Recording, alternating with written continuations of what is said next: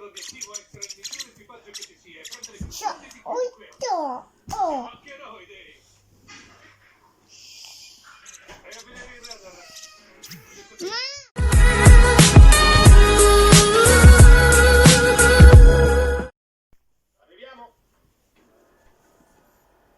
già a $7.000 davanti all'avversario più vicino, la pinguina. E potremmo raddoppiare il vantaggio se ottenessimo $40 al chilo, come per l'ultimo turno. Vediamo, cosa ne dici? È un po' secco. Sì, è vero, è poco grasso. Sì, praticamente non ce n'è. C'è un po' d'olio, ma come dicevi tu la carne è quasi priva di grasso. Detto questo, quanto pensi di darci? Mga Repa Vibes, sinigyan po natin ng band-aid ang kanyang paa. Kaya lang po medyo malaki na po siya. Titinan po natin kung marirecover po natin ang kanyang paa kasi medyo pilay po siya.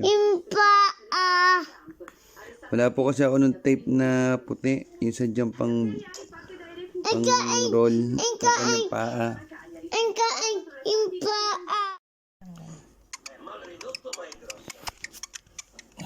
Liam!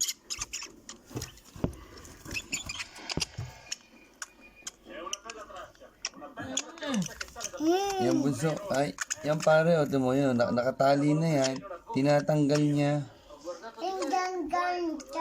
Dahil nahihirapan siguro siya lalo.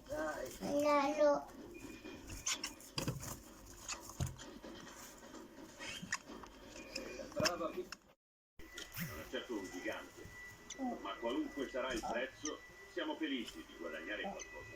È un bel pesce grasso, sì.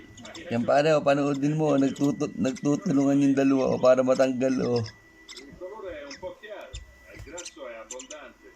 Considerata la taglia, a questo punto della stagione, Gorda bunso, inaayuto para tanggalin yung kanyang band-aid. $100 al chilo. Hello, Bianca. Vediamo come va questo. Gucci, huwag mong tulungan si Bianca tanggalin yung kanyang tape, ha? Una sola esca. Jangan. Hindi gagaling si Gucci, sige. Hindi. Alis yan. Hindi galing. Bianca. Esca, Ayaw. Tonni.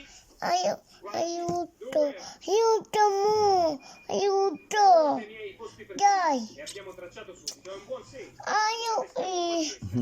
Ayaw. Hindi mo matatanggal yan, Bianca. Arriverebbe un branco di squalo. Isa linggo natin tatanggalin, ba bene? Tiis ka muna dyan para makalakad ang isang mong paa.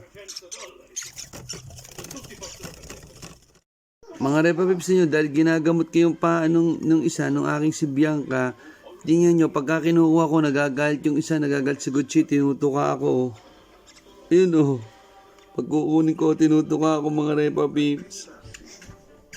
Tuka. Ang galing sadya nila, nagtutulungan sadya sila magkapatid.